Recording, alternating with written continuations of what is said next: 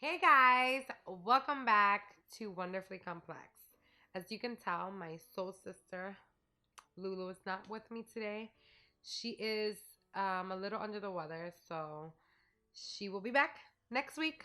So make sure you guys let her know how much you miss her in the comments below. We miss you and we love you, Lulu. Can't wait to see you next week. So my experience with the gas leaks. First of all, thank God my house did not. There was no signs of like gas leaks or it didn't smell like it, and we are home, as you can tell. This is my bedroom. But we are very close to a lot of the houses that caught on fire, which was very scary. So I'm just gonna share that experience with you guys. Everything that happened, my kids' experience through it, my husband, everything. So this happened on Thursday, September 13th. The street that I have to take to get to my kids' school was closed, and there was like officers there, and it looked like construction. So I'm like, whatever, I'll just go around. So I did that. I went around. And this is important because I learned a lesson through this. I was on E, and I'm always on E, you guys. Like, always. Like, I'll go to the gas station, and I'm like, I'll just put $10 because I don't want to wait. I'm that type of person. Or I'll wait until my husband puts gas for me. I ended up just saying, like, I was literally talking to myself, and I do this all the time. I'm like, let me just go. I'll leave early. This is like a 5:15. I'm like, I'll leave early, and like that I'm not stuck in traffic. So, like I said, I live in South Lawrence, and I'm in the center basically of where everything was happening. So I can hear the helicopters, and honestly, it sucks that I think like this, but because the name that Lawrence has is that there's a lot of crime, right? So I hear helicopters and I hear sirens. I don't think that my city's blowing up. I think there was somebody got shot or there was a fight or something like that. So I don't really pay mind to it. I'm just like, it's like a regular thing, right? It really sucks that we think like that. So I wasn't concerned. And I get in the car and I'm ready to leave. And as I'm reversing out of my driveway, my friend, Jessica, sent out a text to, like, we have a group chat with all of our friends. And she sent a group chat and she's like, hey, girls, just to let you know, keep up with the news or something like that. So that's all she said. So I'm like, why? What's up? What's happening? And she's like, oh, there's gas leak. There's gas leak in South Lawrence. And I'm like, oh, okay. I wasn't concerned even after that text because I'm like, okay, like they're gonna have that under control like in a matter of like a second. That's not that big of a deal, right? Um, so the minute I come out of my street, it was chaos. It was so crazy, you guys. There was literally every single cop I've ever seen in Lawrence, like state police, every Lawrence cop, firefighters, helicopters, everything, ambulance, like flying by, and there was a ton of traffic. So my heart starts beating because I'm like, okay, what the heck is happening? Right there, my husband calls me and he's like, very calm. Hey, where are you? And I'm like, on my way to church. I'm like, where are you? He's like, just finished recording. He was recording a music video. And I'm like, okay, how? So I'm trying to start conversation. I'm like, how was it? And he's like, get out of Lawrence now. There's a gas leak and there's houses blowing up. And I'm like, what? As he says that, I drive by two houses that are on fire. So my kids are in the back seat, and my kids had just recently learned about 9/11 in school. So they're like, Mom, can this be like a terrorist attack? Because I had it on my Bluetooth in the car so they can hear my conversation. They're like, can this be a terrorist attack? And I'm like, for a second, I'm not going to lie, I'm like, maybe. Like, I was scared. And I tried to act very strong and like be, stay calm with my kids because I'm not a calm person. I freak out very easily. But when I'm with them, I have to, like I can't be a mess and have them be a mess. So then my mother calls me, and same thing. She's like, "Where are you? Try to get out of there." And I'm like, "I've been trying to get out of there." When I tell you that I was stuck in the same place for an hour, I'm not even exaggerating. I could not move because there was so much traffic. And it's obviously like the cops and the firefighters are trying to figure it out. They're trying to rush in. They're not letting people in or out of the city. So I couldn't take the highway. So that's why I was stuck. So I had everyone in my phone book probably give me a call to make sure I was out of the city, to make sure that we were okay. I look back because I could literally put my car on park because I was not moving. So I look back to make sure that my kids are okay and my daughter is having a panic attack. That was the scariest part for me. I wanted to like cry right away because she's such a bubbly person and so happy all the time.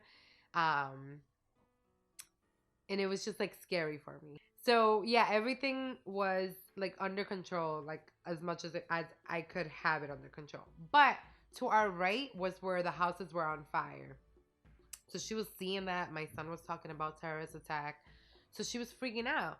She was literally so pale. And if you've seen my daughter, you know that she's a beautiful brown baby, beautiful color. She was pale, like white, pale, and freaking out. She was breathing super hard.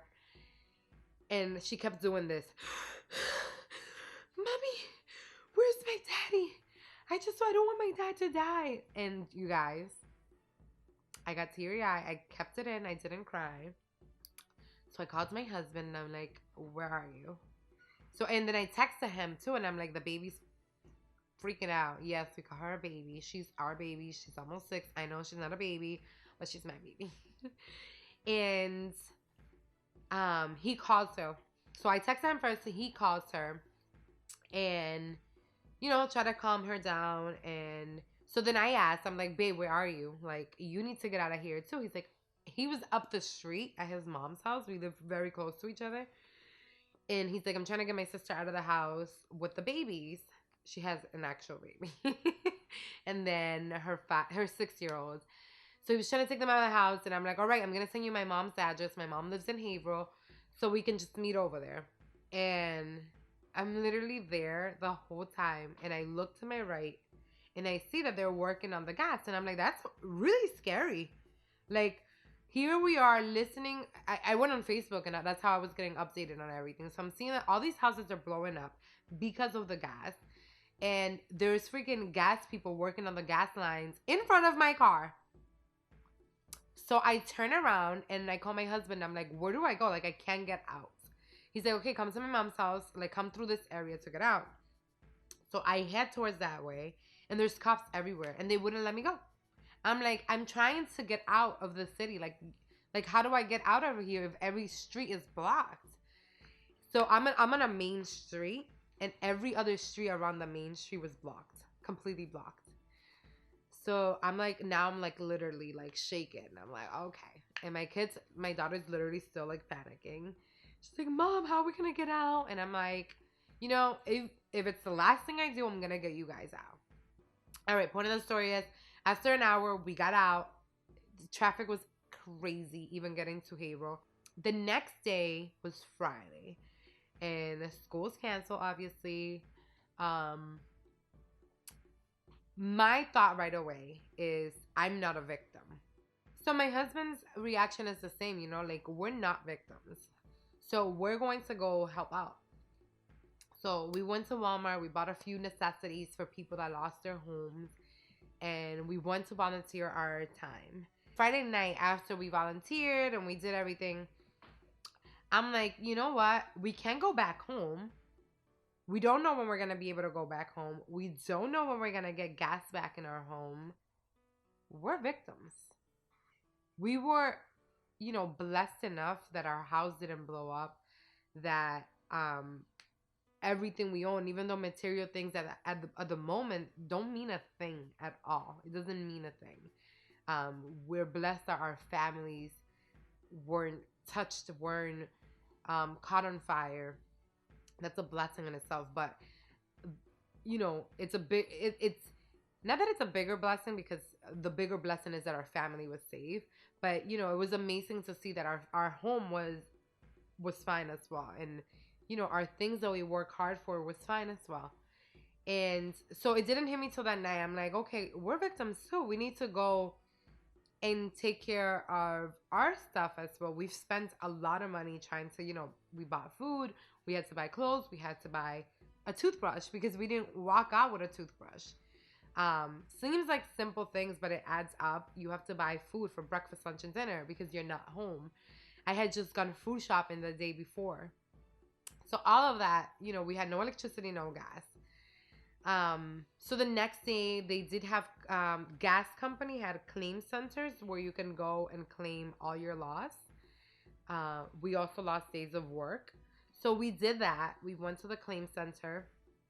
Meanwhile, through all of this, we stayed at my mom's house. My mom's house was full of people because everyone went over there. I think that's like our safe place. You always run to your mom. Um, but that day we're like, you know what? There's a lot of people. We also want our kids to still feel like there's some type of stability, that there's still some type of like, that it's not all crazy. So I'm like, let's stay at a hotel. Like, I don't want my kids to feel like all crazy and they have to sleep on the floor or whatever. I want things to still be a little like somewhat organized. So I called a few places. Everything was completely booked because of this, because everyone else was thinking the same thing, I'm sure. Or, a lot of people lost their homes. I think it was about 70 homes that caught on fire. It's a lot of homes, a lot of families. Um, so point is, we got the help that we needed as well. And after that, we went to volunteer more of our times. And I wanted, we wanted our kids to understand that even though we are victims and we were going through similar things, there's people that are going through worse things. And sometimes we need to be selfless, and put our needs to the side and help those that need it more than we do. And then Sunday, we were able to go back home, which I was very nervous to go back home. Very, very, very nervous. Um, our neighbor actually texted us and told us that everything was fine and we were able to go home. But I wanted to go check for myself first. I'm like, you know what? I want to go home and make sure I don't smell any gas. Make sure that So actually, excuse me. There's so much that happened that I'm like skipping a ton of stuff. But we ended up not staying in the hotel. On Saturday, we stayed with our friends, Manny and Timo. Thank you guys so much. We really, really, really appreciated the hospitality. You guys are amazing. They made us feel at home, honestly. Um, and even that, you guys, was amazing to see like how much the community came together. But seeing my family and my friends offer, they weren't the only ones that offered. So many people offered us a place to go take a shower, a place to sleep, a place to eat. So that was beautiful and very touching. And honestly, it was amazing to see God's hands. It was time for us to get organized. And let me tell you, right away, our priority that day was to get organized. But we sat down and we talked about what we learned through this experience. And the first thing we learned was that we were very unorganized. We weren't ready for an emergency. And I feel like most people aren't ready for an emergency. And it was important to learn that something can happen. It's out of your hands and out of your control when things happen, when an emergency happens. So having an emergency account, it's super important. Super, super important. You need to have funds for an emergency. And this is something that I've heard probably the 11 years that I've been with my husband. I've heard it every single time I've seen my mother-in-law. She has told us about this. And we experienced it, and I'm so grateful for her because we were kind of prepared in that financially. In that area, we were, because we were able to buy our own things. But it also taught us that we need to have a bag prepared for an emergency because we have children. So we need to have extra clothes, extra toothbrushes and toothpaste and soap and whatever else they need. Just something quick that we can just have in our car that we can have in somebody else's home for emergency cases. Also, important documents should be saved, and my mother has always told me this, in a bank. They should be saved in a place where if our home is caught on fire, all of our documents can still be saved. Because right away I was thinking, in one of the conversations I had with my husband, I'm like, if this is a terrorist attack, it's not like we can leave. I don't have my passport with me. The kids don't have their passport. He did. So he was going to leave to Canada without us. But it's in a serious note, though. Like, we don't think about that. We don't think about the fact that, you know what? You need money to travel. So if you have to leave the country and in an emergency case, you need money. You need an ID. You need your passport. You need clothes. And I mean, clothes is the least important part of it. But the point is, you need to be organized. So we came home and we organized ourselves. We threw out everything that was spoiled in the refrigerator. We cleaned our home. Like, the house was cleaned already, but it was kind of like we did a deep cleaning. Like, took out, everybody has one of those gavetas where you just have a ton of papers. And my husband has his, like, desk where it's always full of stuff. So we cleaned this place. And we got organized. One of the biggest things I learned is that we are spoiled in America. I think, not having our own place and hot water and, thinking about the future, like, we're not going to have heat, we're not going to have this or whatever. It was like, it was humbling.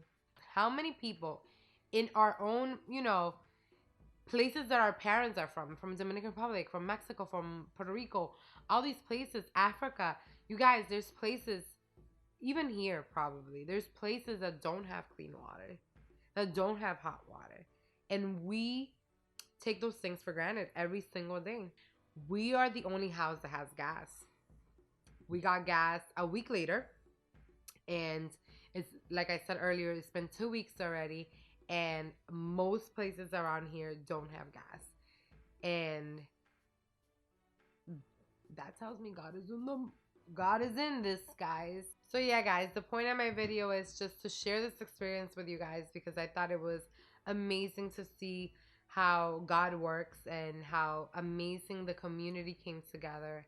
And if you live in the area, you know that the community got together and really, in a matter of hours, was able to provide food, money, and shelter for those that didn't have a place to go to. And that was very touching. And it was emotional for me to see.